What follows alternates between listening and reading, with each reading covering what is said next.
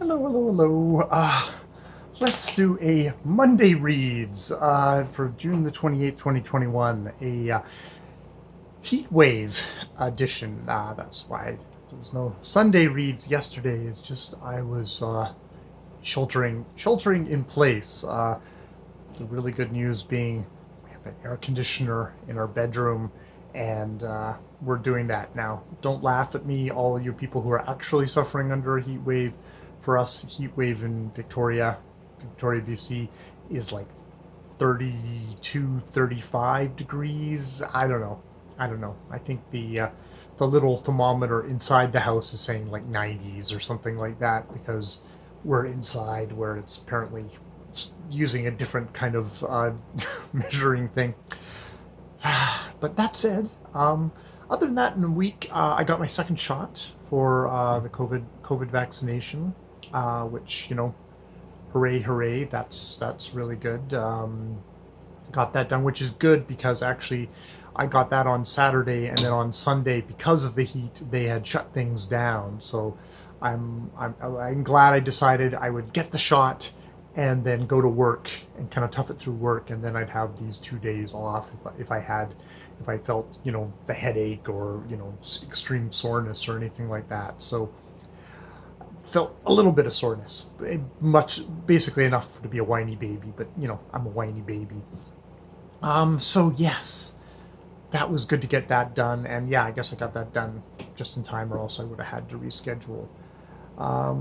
So yes, and other than that, Ja made a little wading pool out on our deck for Theo, and Theo jumps in the wading pool and splashes around and actually enjoys it, much to the horror of our doodle, who stands there just staring at him, going, "What the hell kind of creature are you that you would willingly go in water?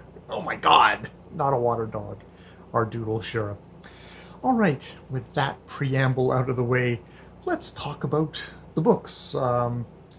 I finished my three repugnant children of whom I've grown fond by Alexander Sorondo, 2020 collection of there's of short stories and of sort of little kind of essays things. It's one of those ones I actually need to kind of go back because the very final things seem to combine a bunch of stuff together. Maybe I wasn't paying attention. But it actually had like a 9/11 story that I actually thought worked. Possibly because it didn't try and use little precocious children as plot devices, which I particularly disliked when I saw that 9/11 story. So yeah, I enjoyed that. I might go back and look at it and see if I've got anything to say about it more than that. I also finished Axiom's End by booktuber Lindsay. Reminds me, Alexander Sorondo. If I mentioned it in the last one, he is the host, writer, performer of the Thousand Movie podcast, and very very Thousand Movie podcast like in its way of storytelling, kind of kind of carefully crafted, yet stream of consciousness, yet TMI, yet cool stories that way. And then I went on. Then I went on to Axiom's End, which is by Lindsay Ellis, who is a booktuber who does video essays on this here site. It's a 2020 novel. It's the first in a series, the Noema series. And very, it was it's a very it's a sci-fi kind of first alien encounter, kind of X-Files, paranoid, with a strangely kind of weird power dynamic in there that actually, bizarrely enough, has kind of shades of Twilight, but not played for romance as much as it's played for this is really wrong. This is really wrong in an uncomfortable, good, I think, hopefully uncomfortable kind of way. Unless I read the second novel and I realize, oh no, she did mean that actually is a good thing. But I don't think she does.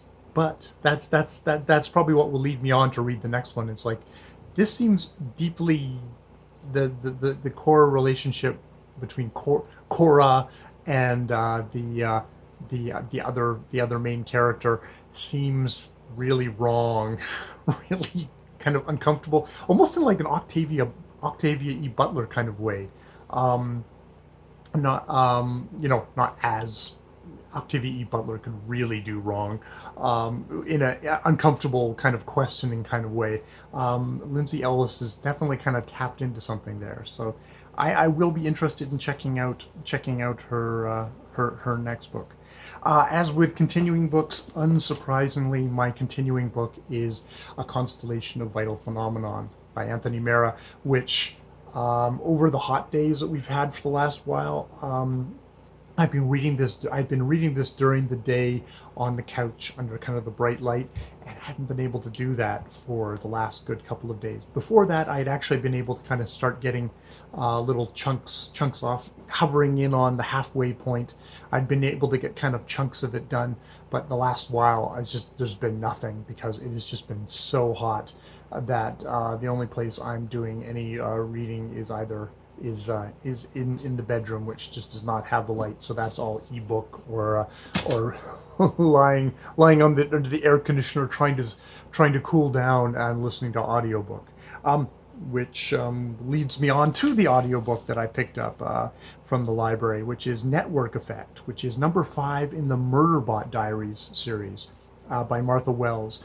The Murderbot Diaries has started off as like a series of novellas about this far future kind of the corporations for the most part dominate this kind of universe where they basically have control of everyone. All these different kind of corporations, they have people under contracts. It is corporate slavery. It's definitely echoes of maybe how things are set up on our just a little planet today. Murderbot is a created tool device made up of organic parts and machinery, circuitry, and starts off life as a security robot, basically, with a controller module where if it gets too far away from the client, it'll kill it. If it tries to do anything that the corporation doesn't like, it will get fried, get zapped internally, getting shot internally. It doesn't consider itself a human being, but due to some stuff that happened to it previously to the first novel, it's hacked its governor module so that it is actually capable of kind of independent action and more independent thought. It does kind of present in a lot of ways because when you're imagining something out, you use kind of real life things to kind of conceptualize it, and it very much seems like something that is like on the autistic scale or something like that. Doesn't make eye contact with human beings. Doesn't want physical contact. Considers human beings kind of gross creatures. But it's also a geek. It also loves its stories. It turns out that it's hacked into the media files and really enjoys like soap operas. And indeed, there's a way in which this series where there's a Dr. Mensa who is the one human being that's actually kind of treated it decently. Significantly, Dr. Mensa is a part of a breakaway colony which had gotten abandoned by its corporate entities and has become just an independent human colony where there's human rights and stuff like that. Actually treats Murderbot as a actual entity with its own independent thoughts and wants and desires. Though Murderbot would find that quite gross, desires. And this is kind of this is like a continuing story, kind of that kind of a soap opera thing of it helping its humans, and it's definitely, these are my humans. You have to take care of them. Along the way in its things, it's encountered this research research ship with a really giant artificial intelligence, a bot, which it names Art, which is asshole research something thing, but it calls it Art because it knows better, and it actually has they've become a kind of they've forged a kind of friendship, and indeed Art helps Murderbot to hide itself amongst human beings, shaving its weight down, coming up with subroutines so it moves more like a human being. And so this is the first sort of, it's, as they said, standalone novel in the series, and it very much quickly we go into a thing again of Murderbot being Murderbot, having to protect its humans, being security robot, getting getting menaced by all the corporate things. And in this one also the idea of an alien technology perhaps having infected somebody, finding human beings with things, implants in them that seem to have turned them gray and very odd acting. It's either alien intelligences or a colony that has been abandoned by its corporation that's gone out of business and just left to die, and has perhaps survived and perhaps developed in some sort of bizarre way. So I'm enjoying that. I think I was kind of frustrated by earlier ones because there was never a kind of conclusion to the Murderbot Diaries. There wasn't like, okay, I want a full story.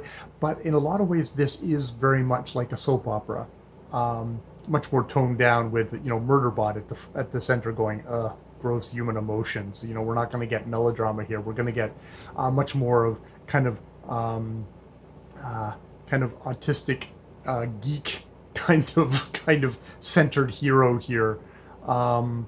At least that's how I view it, and definitely, and as completely asexual. That's why I would use they or it in talking about Murderbot. So it's a fun kind of actiony series, but also Murderbot having to figure things out, and also deal with its emotional human beings who keep on trying to get themselves killed and keep on insisting on coming with it on missions where it's like, no, I want to go do this alone, which it's such a classic hero thing of I have to do this alone. It's like, no, you need our help, Murderbot. They don't call it Murderbot. I think they just call it Sec Unit or whatever. But its name is Murderbot. So yeah, I'm obviously really enjoying that series. I've also picked up, well, not picked up. I've from the recesses of my ebook, I started Just North of Nowhere, a novel by Lawrence Santoro, published in 2007. He actually died at age 71 in 2014 of cancer. I came to know him from his audio work. He's a really great reader of stories on some podcasts. Tales to Terrify, I think, was one of them. And yeah, I picked up his novel. It's Just North of Nowhere is an episodic contemporary fantasy novel that explores life in a small town in the driftless zone of the upper Midwest. Some really small towns are Siren and Flasher, Crampback, Bump Hip, and Wet Whistle are others. Those places are to the west. Eastward, you've got Hog Wallow, Smoky Hole, Blue Ball, Ong's Hat. A half-mile outside of Bluffington, there's Engine Warm. Now, Engine Warm's just a notion, no people at all. Compared to Engine Warm, Bluffington's not in the same game for small, but it's not much. So begins Just North of Nowhere's Lawrence Santuro's lyrical exploration of the fantastical, magical, bright, and dark town of Bluffington, population 671, in the driftless zone of the upper Midwest. Bluffington teems with the strange, the wondrous, and the downright dangerous, a house that prowls and preys on the curious, a blind man who sees a century ago, a time-shifting librarian who seeks to rebuild the world just because she can. The 26 chapters of Just North of Nowhere form what Ray Bradbury might have called an accidental novel, and include Santuro's Bram Stoker nominated horror phantasmagoria, God screamed and screamed, and then I ate him. So yeah, it seems like it's going to be kind of more. It's going to be more of a accidental novel. It's kind of collection of stories, all kind of centered around this town of Bluffington, and so I'm slowly getting into that. Sometimes I have trouble with novels that don't have a strong through line on them. But I figured I've had this novel in my Kindle forever and ever, so I figured I'd give it a shot. So yeah, that's what I have been doing as I've been slowly melting this Monday. Hopefully, I'll be back next week on Sunday to actually do a Sunday reads. But it was just way too hot yesterday to do anything other than lie on the bed and be like, oh. I might have also been recovering from the shot. I don't know. It was probably the heat. Most likely it was the heat. I do not react well to heat. All right, I will leave it there. More videos later.